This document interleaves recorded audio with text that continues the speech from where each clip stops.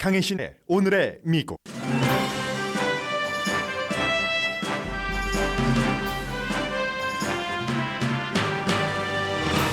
미국과 중국의 풍선 긴장이 강해지고 있습니다. 미국이 금요일부터 일요일까지 사흘 연속 미국과 캐나다 영공에 떠있는 이상 물체를 격추시켰습니다. 일부 격추 작전은 캐나다와 공동으로 했습니다.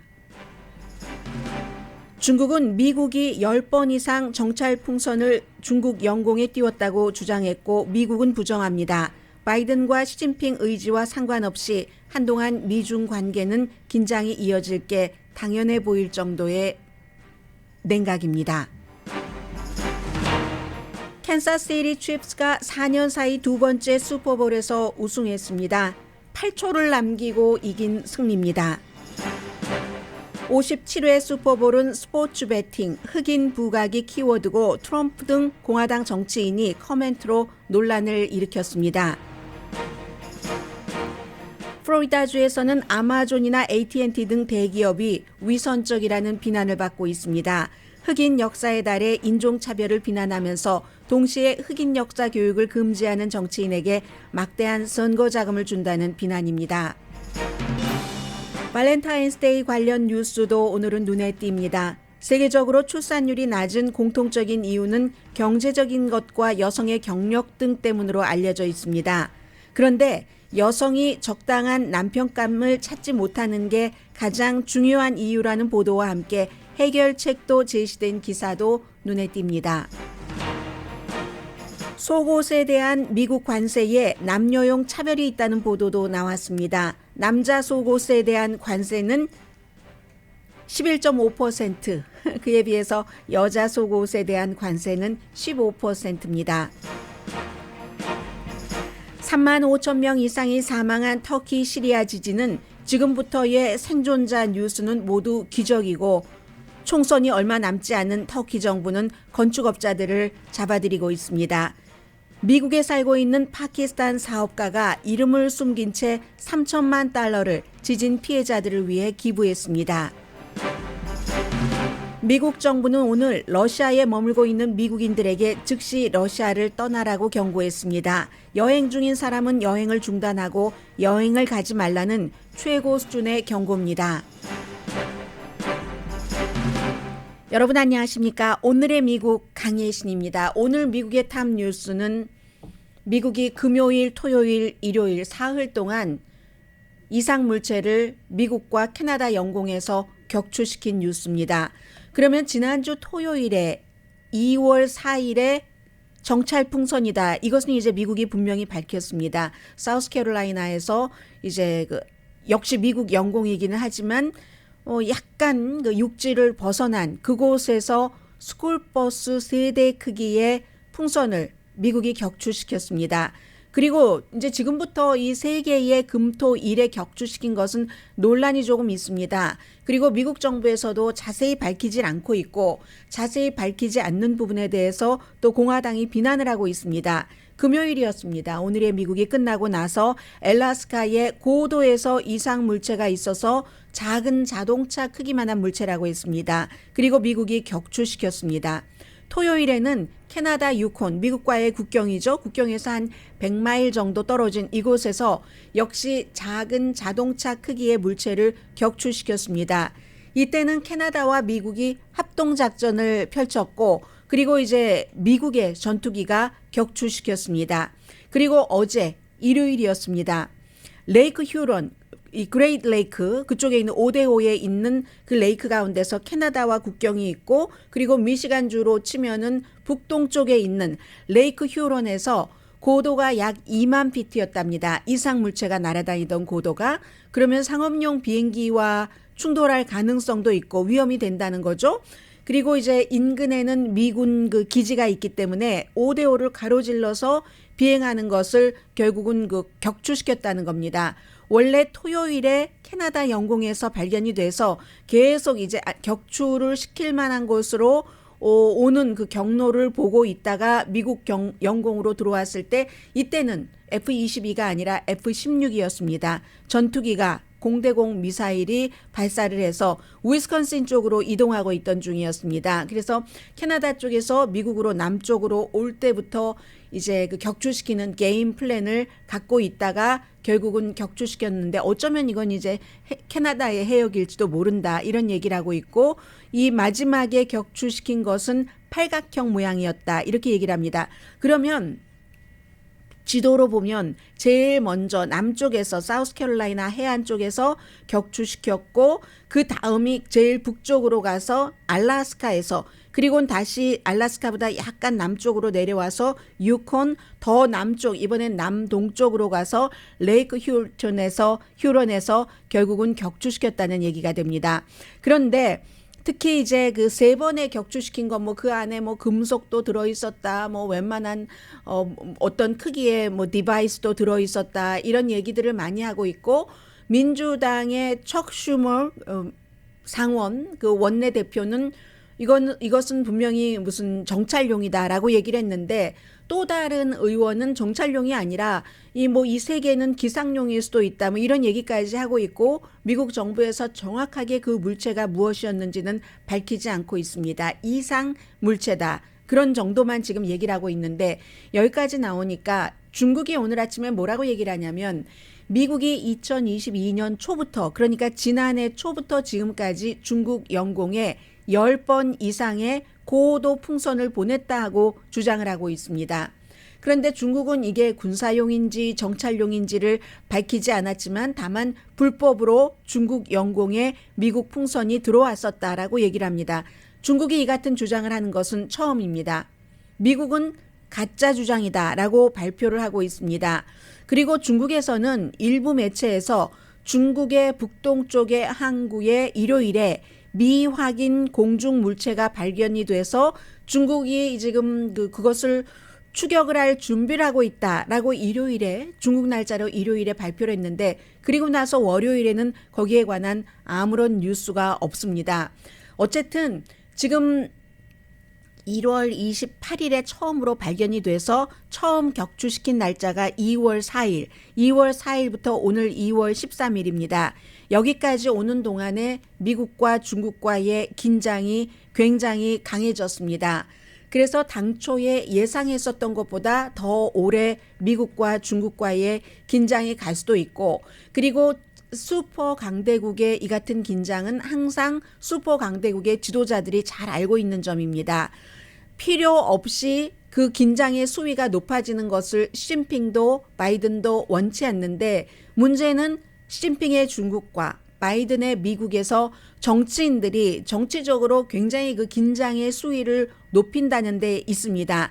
처음에는 뭔가 그 빠른 해결책이 있을 듯 보였습니다. 그렇지만 이렇게 내부에서 정치적인 압박을 받고 있기 때문에 서로 적대시할 수밖에 없는 입장이 됐거든요. 중국이 제일 처음에 알래스카에서 이제 그 격추시켰던 그 일이 있었을 때는 처음에 중국으로서는 최대한 인정을 했죠. 그러나 이제 이게 민간이고 그리고 기상 연구를 하기 위한 것이다. 하지만 굉장히 유감이라는 뜻을 얘기를 했는데, 그러다가 점점 중국은 강해집니다. 미국이 중국의 기상용이다라는 것을 기상용이 아니다라고 얘기를 했고, 심지어는 이제는 그 파편까지 돌려줘야지 된다 이렇게 얘기를 하고 있습니다. 이게 이제 두 번째, 세 번째, 네 번째 이상 물체를 미국이 격추하기 전에 나왔었던 반응입니다. 미국은 처음에는 알래스카에서 이상 물체가 발견이 됐었을 때는 아니 왜 일주일 동안이나 가만히 있어, 공화당이 바이든 행정부를 공격하기 시작했죠. 그런데 이제 지금 와서 이렇게 보니까 당시에 처음부터 그 물체를 알고 있었지만, 알고 있는 상황에서는 뭔가를 미국의 정보가 새 나가도록 하지 않도록 막을 수 있다는 얘기가 된다는 것이고, 그리고 그것을 막으면서도 그 하늘에 떠 있는 이상 물체가 무엇인지를 더 연구할 수 있는 기회로 삼았다는 얘기입니다. 그리고 또 하나는 함부로 격추시켰을 때 그 당시에 이제 지상에서 격추시키면 너무나 큰 스쿨버스 세대의 크기였기 때문에 무게도 2,000파운드였다고 하잖아요. 처음에는 한 1,000파운드 정도 될 것으로 추정을 했었는데, 그러니까 사람이 없는 이제 해역까지 갔었을 때 그것을 격추시켰다 하는 건데, 그 사이에 공화당 의원들이 엄청 비난을 하니까 또 국방부 쪽에서는 예전에 트럼프 전 대통령 시대에도 3번이나 풍선을 보냈다 이런 얘기들도 나왔고, 그리고 나중에는 결국은 민주당과 공화당이 초당적으로 중국 결의안을 통과시켰습니다. 419대 0으로 목요일에 있었던 일입니다. 그러니까 중국에서는 더 반발이 심해지죠. 사실은 풍선이라든가 정찰, 위성 감시 이런 전문가들은 그냥 어깨 으쓱하고 이거 별거 아닌 것 가지고 왜 저렇게 난리들이지? 대수가 아닌데 왜 대다수의 정치인들이 대수인 것처럼 하지? 이런 반응도 있었습니다. 그러나 미국의 정보 관계자, 국방 관계자는 심각한 위협이라고 얘기를 했었죠.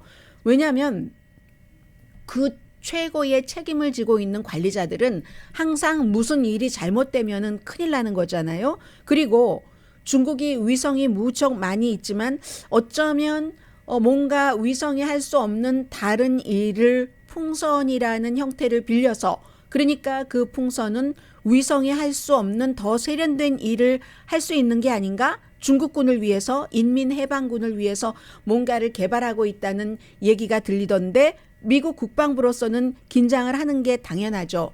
더군다나 이제 풍선은 위성보다 훨씬 낮은 고도로 가고 바람에 따라서 흔들리니까 그 범위도 넓고 속도는 위성보다 더 천천히 갈 수도 있는 것이고, 그러면 넓은 분야에서 천천히 움직인다는 것은 정보를 더 많이 가져갈 수도 있다는 것이고, 더군다나 무슨 태양 파워로 하면은 그게 위성처럼 많은 에너지가 들지 않으면서도 더 오래 일을 할 수 있는 것이고, 작업을 정찰 임무라면은 그런 것 때문에 미국 국방부에서는 신경을 쓸 수밖에 없었습니다.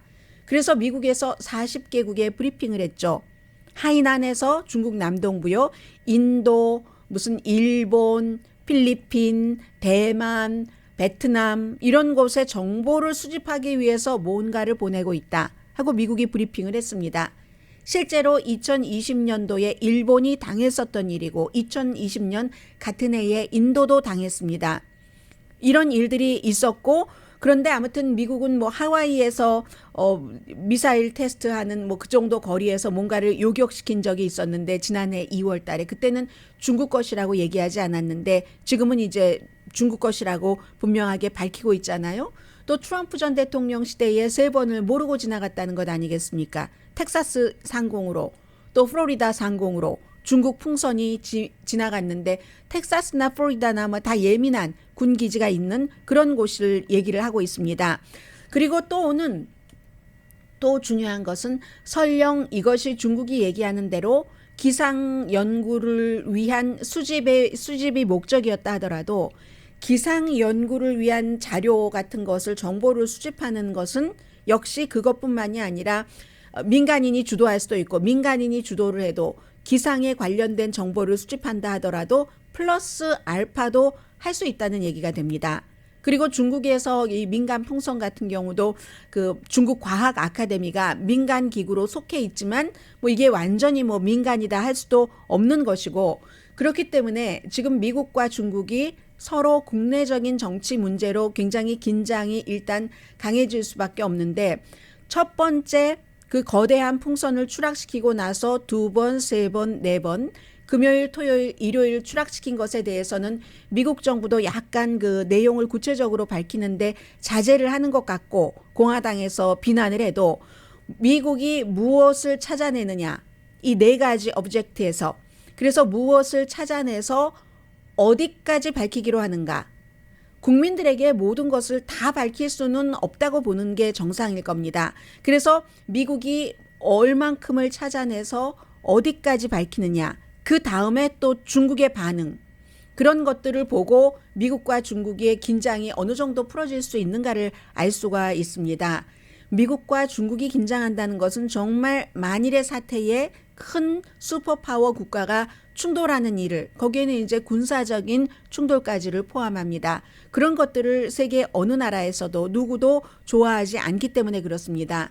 그런데 오늘이 2월 13일인데 아마 3월 5일 그 이후에도 며칠 뒤까지는 별다른 긴장이 풀어지는 것이 없을 겁니다. 첫 번째 풍선을 추격하고 나서 미국의 국무장관이 시진핑 중국 국가주석을 만나는 것을 일단은 취소를 했는데 그게 참 아이러니하죠. 이번에 만나서 이 같은 만일의 사태에 우리가 사실은 이게 이런 것이었어 저런 것이었어 하고 서로 무슨 한라인 같은 것 통신하는 것을 만드는 것도 의논하기 위해서 미국의 국무장관이 중국에 가는데 그런 것을 의논하기 전에 이런 일이 터져서 평소에 서로에 대한 불신으로 서로가 서로를 믿지 못하고 있는데 3월 5일이 중국 공산당 대회가 시작이 됩니다. 그러니까 그전에는 당연히 이 상태가 긴장이 풀릴 리가 없는 거고요. 그리고 만약에 시진핑 중국 국가주석이 우선 첫 번째 그 거대한 풍선만이라도 몰랐다고 하면은 만약에 승인했다면 그거 보내라 미국으로 승인을 했다고 하면은 아니 시진핑도 이렇게 미국과 부분적으로 관계를 개선하기를 원하면서 왜 그런 것을 보냈지? 보냈다면은 그거는 보내면서도 한편으로는 우리가 이런 기술도 있어 하는 것을 과시하기 위해서 미국을 떠보기 위해서라고도 볼 수 있고 시진핑이 이걸 승인하지 않았다면 아니 어떻게 이런 일이 일어날 수가 있는가? 중국 공산당 내부에서도 분열이 만만치 않네? 이런 일들이요. 그리고 만약에 처음에 얘기한 대로 사고였다면 왜 구체적으로 어떤 회사가 뭐 어떻게 해서 이렇게 일어났는데 그 사고의 내용에 대해서 얘기하지 않는가? 민간 회사가 책임이 있다고 하면 그 민간 회사가 어느 회사라고 회사 이름도 밝히고 왜 하지 않는가? 이런 거죠. 그리고는 첫 번째 알래스카에서 가장 이 4개 가운데서 큰 풍선을 추격하고 난 뒤에는 미국의 로이드 어스틴 국방장관이 이제 중국의 카운터파트에게 전화를 했었을 때 전화도 받지 않았다는 겁니다. 그렇기 때문에 지금 이 문제가 어디까지 가는가 하는 것은 미국이 지금 4가지 업젝트에서 무엇을 찾아서 얼만큼 발표를 하고 중국의 반응이 어떻고 또 미국 정치권의 반응이 어떠느냐에 따라서 세계가 미국과 중국의 초긴장 상태로 들어갈 수도 있고 아닐 수도 있다로 정리가 됩니다.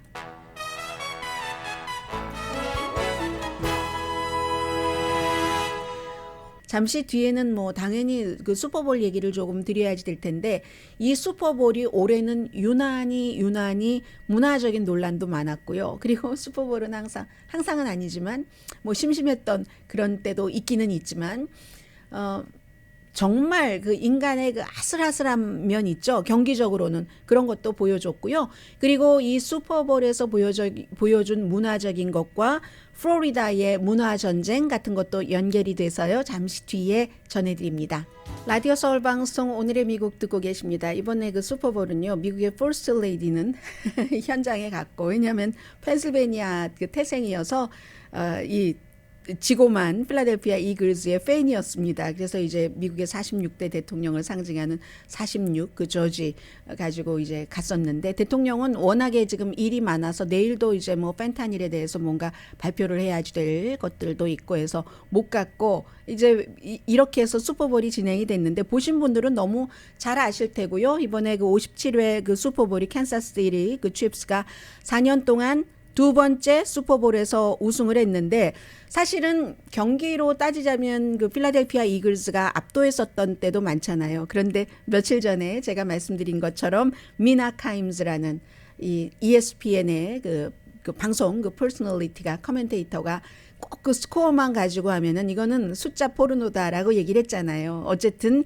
이 두 팀이 할 수 있는 한 많은 것을 얼만큼 보였느냐 하는 건데 38대 35인데 8초 남겨놓고 이긴 것이고 그 패트릭 마홈스가 halftime 직전에 그 오른쪽 발 부상 나중에는 좀 절뚝거리는 모습도 보이고 했잖아요. 전반 끝나갈 때 뭐 182야드 동안 27개 패스 가운데 21를 성공시켰고 그리고 이제 8초 남기고 나서는 해리슨 버커가 26야드라고도 하고 어디는 27야드라고도 하는데 그게 그거죠. 보통 사람에게는 막 질주해서 결국은 35대 35 동점을 깨고 했잖아요. 8초 남겨놓고 끝까지 인생은 포기하면 안 된다는 것을 스포츠에서 많이 보여주는데 그래서 이제 28살입니다. 마홈스는 304야드, 3개의 터치다운, 170야드 러싱으로 슈퍼볼 기록을 세운 뭐 아주 그 대단한 또 상대의 이글스의 그 잘렌 허츠를 누르고 결국은 그 1999년 이후에 처음으로 슈퍼볼 우승, 또 같은 시즌에 MVP, Most Valuable 그 선수, 플레이어 그 동시에 이제 이것을 타게 됐는데, 그리고 또 하나는 올해는 이달이 그 흑인의 달이잖아요. 두 사람이 처음으로 두 명의 흑인 쿼터백이 이렇게 매치업이 됐답니다. 슈퍼볼에서 캔사스시티 칩스의 패트릭 마홈스 그리고 이글즈의 잘렌 허츠. 그래서 결국은 뭐 마홈스가 상도 받고 했는데, 그리고 또 흑인 국가도 불려졌습니다. 아마 여러분들 가운데서 많은 분들은 뭐 익숙하지 않으시겠지만 123년 전에 처음으로 흑인 국가가 유색인종 지위 향상 협의회 회장이 프레지던트가 당시에 만들어서 그래서 이제 불려졌고, 그리고 이제 뭐 컨트리 스타가 불렀는데 이번에는 뭐 셔리 리 랄프가 불렀고요. 또 그랬더니 이제 공화당에서는 로렌 그 보버트라고 콜로라도가 지역구인 막 총 들고 다니고 굉장히 마조리 테일러 그린 의원과 거의 단짝처럼 그 이슈에 있어서 하는 그 의원이 미국에는 국가가 하나밖에 없어. 흑인 국가는 무슨 흑인 국가? 막 이러면서 비난을 했고요. 그리고 이제 또 해프타임도 재밌게 보신 분들이 많으실 텐데 리아나가 오랜 동안 조금 공백 기간이 있었고 그래미상 뭐 9번 정도는 받았는데 9번 정도가 아니라 받았는데 어제 둘째 아이를 가졌어요. 뭐 이런 얘기도 했고 아주 빨간색 옷 같은 거 입고 전투적인 그 표정으로 처음에 아래를 쫙 그 눈을 내리깔고 리아나의 해프타임 공연이 굉장히 성공적이었다고 얘기들 하죠. 그 퍼플의 프린스라든가 마이클 잭슨이라든가 무슨 비욘세라든가 그 많은 가수들과 함께요. 그랬더니 트럼프 전 대통령이 이렇게 해프타임 공연자까지 비난을 한 것도 아마 처음이자 마지막이 아닐까 생각이 드는데 리아나를 엄청 비난했습니다. 스타일리스트가 없으면은 아무것도 아니었을 것이다. 굉장히 스타일이 있기는 했어요. 주변 사람들은 하얀색 옷을 입고 있었고 본인이 빨간 색깔 그랬는데, 왜냐하면 그 리아나도 2020년도에 자동차에 트럼프 전 대통령 욕하는 뭐 F짝을 써놓고 다니고 했잖아요. 이런 일이 있었고, 그리고 항상 그 슈퍼볼 게임에서 지난 수십 년 동안 딱 그 이번에는 글렌데일의 스테이트 팜 그 스테디움이었는데 위에 그 공군기가 뜨잖아요. 이렇게 마른 목걸로 다이아몬드 골로. 근데 이번에 전투기 그 조종사가 전부 여자였습니다.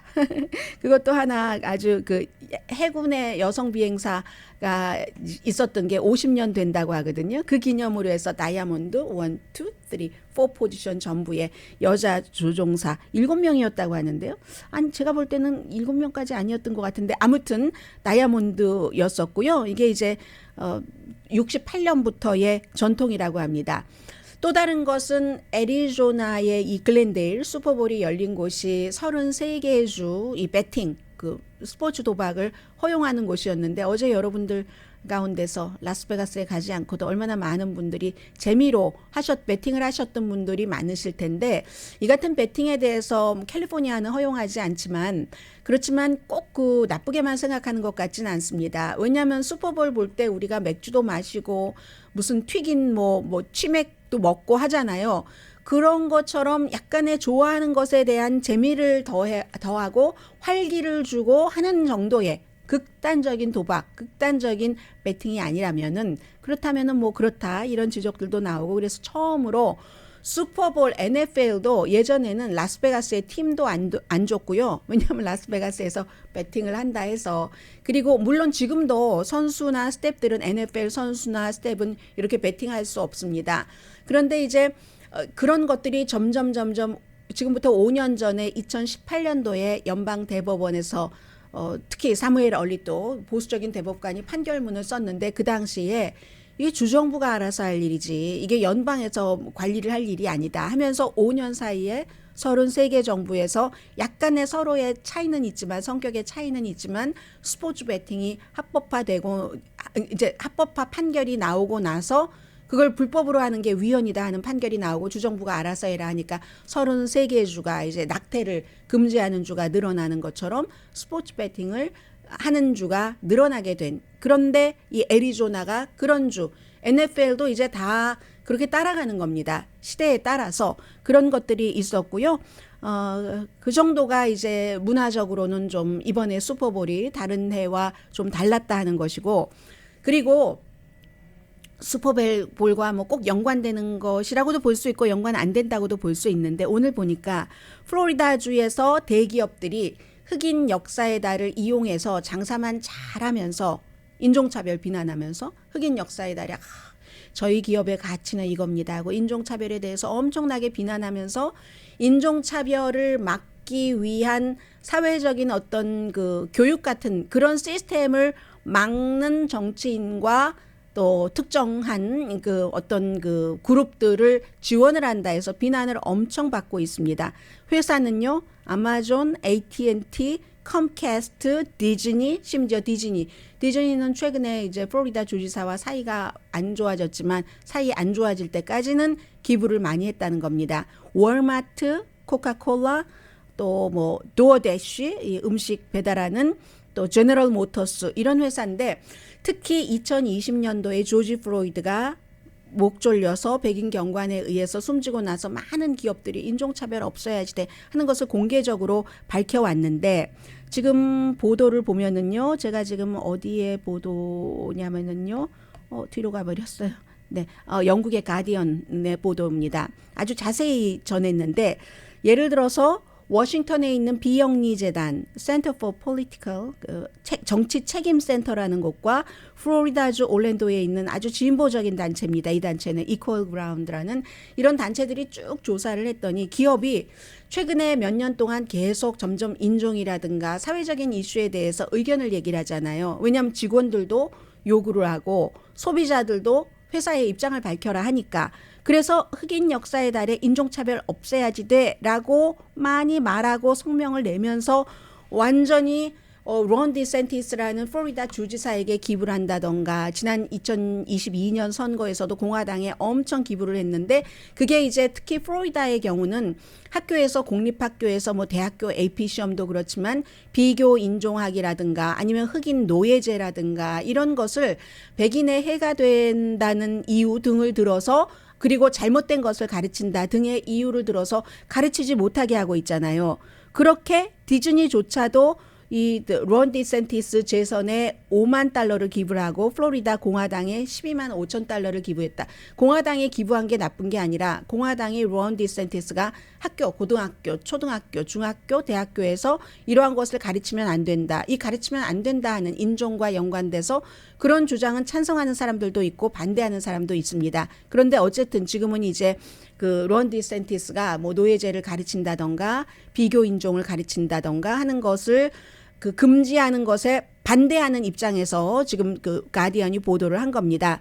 $200,000를 기부한 회사도 있고요. 듀크 에너지는 $200,000,000를 론 디센티스의 그 같은 교육 정책에 지지하는 공화당에 기부를 했다는 얘기가 나옵니다. 이것은 이런 비영리 단체라든가 진보적인 단체가 볼 때는 백인의 지배력을 강화시키기 위한 거다. 왜냐하면 어떤 때는 백인도 과거에 뭐 어떤 그 노예제라든가 아니면 그 이후에 아프리칸 아메리칸들이 뭔가 도시에 적응하는데 맞지 않는 성품도 성품이나 성향이나 자연적인 DNA 유전자 같은 것도 있겠으나 정부가 의도적으로 그들의 뭐 경제적인 권리 같은 것을 막도록 구획을 정하고 융자를 줄 때 주택에 대해서 차별을 하고 했던 이런 것들 있죠. 이제 그런 것들을 가르치는 것을 막음으로써 계속 백인의 지배력을 강화하려고 한다. 이런 주장들을 하는 겁니다. 아무튼 그래서 지금까지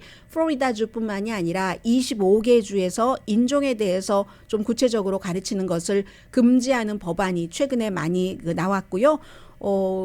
그리고 또 하나 중요한 것은 론 디센티스가 이제는 더 이상은 플로리다의 주지사로서가 아니라 미국의 대통령이 될 수 있는 가능성이 아주 높아진 사람이기 때문에 비교 인종 이론이라든가 흑인에 대한 역사에 대해서 가르치는 것을 금지한다고 하면은 이게 이제 흑인뿐만이 아니라 나머지 소수 인종들은 본인들도 흑인처럼 그런 힘이 있고 저항 세력이 아주 오랜 동안 유지되어 오고 커왔던 게 흑인 인종이잖아요. 그런 때는 이제 라티노나 다른 소수 인종들도 그런 점들을 생각을 해볼 수 있는 거죠. 아무튼 그래서 소비자가 기꺼이 회사들이 어떠한 그 인종차별에 대해서 눈을 감고 있다던가 하면은 그 회사에 대해서 보이콧을 하겠다 하는 그 주장들이 또 밝힘 소비자들이 그런 것들이 강해지면서 회사들은 양쪽에다 지금 줄대기 하는 거예요. 소비자들도 만족시키고 그러나 그 사람이 또 정치인이 주지사가 될 가능성이 높기 때문에 그렇게 되는 경우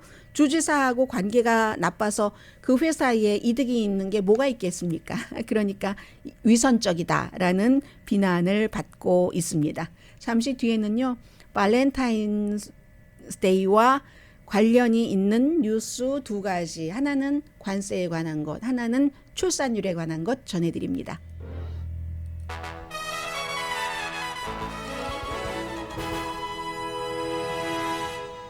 두 번 눌렀는데요. 거의 동시에 두 번 누른 것 같습니다. 끝날 때 똑같은 거 보니까는요.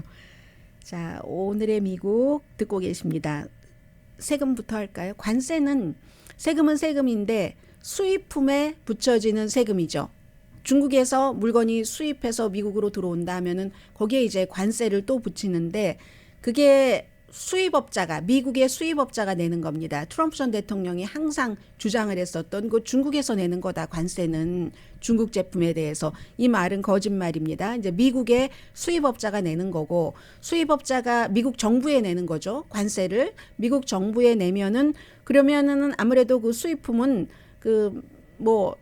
흙 파서 장사하는 것 아니니까 물건값이 비싸질 수밖에 없겠죠. 그런 건데 속옷에 대한 이 관세를 좀 말씀드리겠습니다. 속옷이요. 미국에서 지금 팔리고 있는 것이 98%가 수입품이랍니다. 그런데 남녀용 차별이 있답니다. 남녀 차별이 아니라 속옷에서 남녀용 차별이 있다는 건데 남자 속옷에 대한 관세는 11.5%, 여자 속옷에 관한 관세는 15%. 그래서 핑크 세금이라고 부릅니다.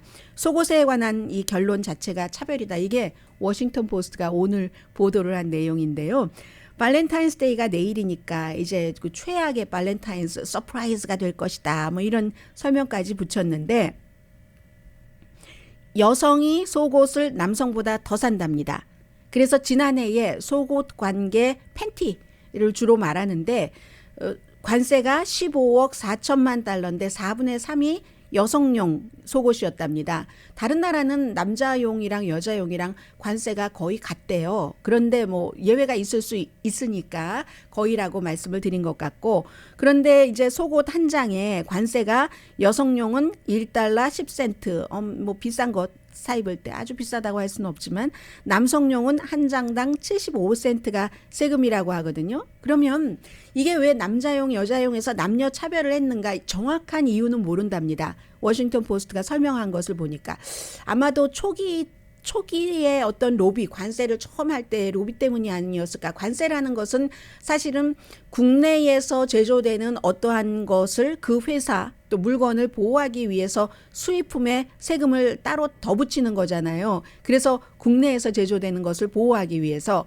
그런데 처음에 로비할 때 여성용에 더 관세를 많이 붙이겠다. 이건 뭘 얘기를 하냐면 여성용이 남성용보다 아무래도 좀 노동력이 더 들어가잖아요. 아주 델리케이트하게 섬세하게 뭐 리본을 달아도 달고 뭐 어디에 괜히 보이지도 않는데요라고 말씀드리면 안 되죠. 제가 이게 막 뭐 예쁘게 뭐 수도 놓고 뭐 자를 때도 예쁘게 커링하고 하면 남자용 박스보다 훨씬 수공이 많이 들어가잖아요. 그러니까 아무튼 그 노동력을 더 많이 요구하기 때문에 이렇게 저렇게 외국과 경쟁을 하기 위해서 국내에서 미국은 노동력이 예전부터도 비쌌잖아요. 다른 싸게 속옷을 수입해 오는 나라에 비해서는. 그래서 여성용의 관세가 더 많았다. 이게 이제 합리적인 추론이라는 얘기를 하고 있고요. 아무튼 그렇답니다. 그리고 그래서 핑크텍스라고 얘기를 한다고 하는데 저는 이 말씀을 드리면서 이거 조금 있으면 핑크텍스라고 안 할 수도 있지 않을까라고 상상을 해봤습니다. 왜냐하면 요즘은 하도 세상이 과거와는 달라졌기 때문에 핑크 하면 걸, 무슨 뭐 또 블루 하면은 보이, 우리가 그 잘 아는 그 유명한 그림 블루하고 핑키하고 그런 것도 이제 더 이상 통하지 않을까 하는 생각도 들었고요. 아무튼 미국의 그 속옷에 대한 관세가 그렇답니다. 그리고 이 내용은 업저버, 영국 가디언의 이제 주말에 하는 그 업저버의 아주 이 정치에 관해서 심층 취재를 하는 기자가 쓴 겁니다. 마샬 게일이라는 여자 기자입니다. 그런데 뭐라고 얘기를 하냐면 출산율이 세계적으로 낮죠? 그 낮은 이유는 한마디로 여러 가지 뭐 경제적인 거 등등등등 얘기를 하는데 여성들이 미스터 롱과 더 이상 남편 아내로 또 오랜 동안 이렇게 살기 싫어하기 때문이다 라고 결론을 내리거든요. 대부분의 부자 나라에서 아이를 안 낳는데 그렇기 때문에 이제 이민으로 해결하려고 하죠. 그런데 이민은 또 부자 나라에서만 할 수 있는 것이고 왜 이렇게 여자가 아이를 안 낳는가 하는 것을 해결책을 뒤에 얘기를 하는데요. 출산율을 높이려는 이런저런 정책 써봤자 별로 효과가 없잖아요. 왜냐하면 정말 문제를 모르기 때문이다 라고 얘기를 하는데 미스터 라이트 아주 올바른 나와 같이 살 만한 그런 사람이 없기 때문에 아이를 안 낳는 것이다. 고로 결론은 미혼모를 지원해야지 된다. 이런 얘기거든요. 이것도 굉장히 현대적인 결론인데요. 일단은 부부에게 여러 가지 인센티브를 국가에서 주지만 그것이 출산율을 높이질 못합니다. 당하지 못하는 거예요. 뭐 세금, 집세, 양육비, 여성의 경우는 또 뭐 시간 등등 해서 보통 이제 2.1명 정도를 여성이 아이를 뭐 최종적으로 아이를 낳는 사람은 여성이니까요. 낳아줘야지 인구가 지탱이 되는데 그런데 아무리 이런저런 방안을 내놔봤자 점점 출산율이 낮아지고 있잖아요. 그러니까 결국은 결론은 선택권은 여성에게 있으니까 여성에게 뭘 해줘야지 된다 하는데 우선 이론부터 보면 차일드 케어, 자녀 양육, 주택, 돈, 경력 뭐 그리고 또 피임이나 낙태도 예전보다는 더 나아졌으니까 아주 과거보다는 그러니까 아이를 안 낳는 이유가 되는데 자녀 없는 여성들에게 물어봐서 탑 리즌이 뭐냐 하면 위에 얘기한 거 다 아니랍니다. 경력도 아니고요. 라이프 스타일, 재정적인 것 아니고 올바른 파트너를 못 만났기 때문에 아이를 낳아서 함께 키울 만한 미스터 라이트를 못 만났기 때문에 그런다는 겁니다. 그러면 예전에는 이게 문제가 아니었는가? 미스터 라이트. 이상적인 남편이 없는 게 새로운 문제는 아니라는 거죠. 예전에는 우리의 할머니, 지금은 이제 발렌타인스를 맞아서 30대, 40대라도 혼자 싱글이신 분들이 많이 계시지만 할머니, 증조 할머니 세대는 그냥 안 맞아도 사셨다는 겁니다. 얼마나 비참하게? 라고 표현을 하시는 거예요. 비참하게 살았는데 지금 여성들은 할머니, 증조 할머니처럼 right person이 아닌 경우는 함께 살려고 생각 안 한다는 거죠. 그래서요, 정부가 이렇게 극단적인 해결책을 주는 것에 단점도 있기는 하지만 여성들 가운데서 right person을 못 만났을 때, 미스터 right을 못 만나서 결혼은 안 해도 아이를 갖고 싶다 하는 여성들이 또 있잖아요. 점점 늘어나고 있죠. 그런 여성들을 미혼모를 아주 긍정적으로 받아들이고 지원을 해야지 된다. 물론 그냥 단순히 미혼모를 장려하라는 게 아니라 미혼부를 장려하라는 게 아니라 어차피 세상이 지탱되려면 인구가 필요한데 그럼 부자 나라만 이민으로 그것을 채우면 다른 나라는 어떻게 하는가라고 하면서 결국은 정책 입안자들이 싱글 마더, 남자와 같이 살기는 싫은데 아이는 낳아서 키우고 싶다 하는 사람을 부부, 배우자들이 있으면서 아이를 키우는 집과 똑같이 처우를 해줘야지 된다. 그러면 출산율이 높아질 것이다 라고 여러 가지 연구를 기반으로 해서 이 기자는 결론을 내리고 있습니다. 그런데 제가 이제 이 기사를 보면서 이건 너무 출산율에만 초점을 맞춘 게 아닌가라는 생각도 들고요. 전에는 예를 들어서 내가 남자랑 같이 살기는 싫은데 아이는 낳고 싶어 하는 여성들이 있으면 항상 그 뒤에 했었던 생각들이 그럼 그 아이가 좋아하겠어? 사회적으로 그 통념 같은 것이 있기 때문에 아이가 좋아하겠어? 본인만 생각하고 아이를 희생시키는 것 아니야? 이렇게 생각을 했는데 이제는 그 사회적인 통념이 얼마나 바뀌었는지 모르겠습니다만은 국가마다 또 지역마다 다르겠지만 세상과 생각은 변하는구나. 좋은 방향으로든 나쁜 방향으로든 그리고 이게 좋은 방향인지 나쁜 방향인지 누가 판단을 딱 그 자로 잰 듯 할 수 있겠습니까? 아무튼 영국의 가디언의 업저버 그 주말에 하는 그 섹션에서도 그냥 여성들이 결혼하지 않고 아이를 낳고 싶어하는 여성들에게 많은 것을 해줘라. 처우를 해주면 출산율이 높아질 것이다. 이 같은 제안이 나왔다는 게 중요한 것 같습니다. 2023년입니다.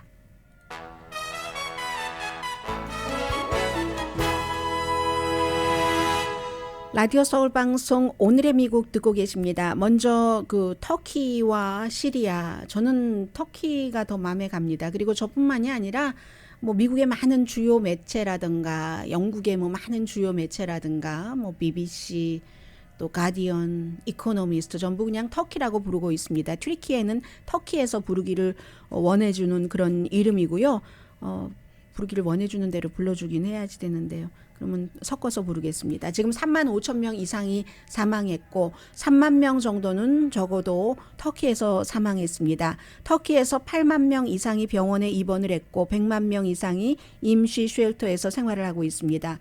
그런데 터키와 달리 시리아는 반군이 잡고 있는 그 지역에서 지진이 일어났기 때문에 터키 정부가 시리아 정부가 제대로 뭔가를 해주지를 않고 있습니다. 심지어 유엔의 구호팀이 가려고 해도 뭐 중국, 일본, 뭐 한국, 러시아 전부 뭔가를 돕겠다는 팀이 가잖아요. 터키로 간 겁니다. 시리아에서 받아주질 않기 때문에.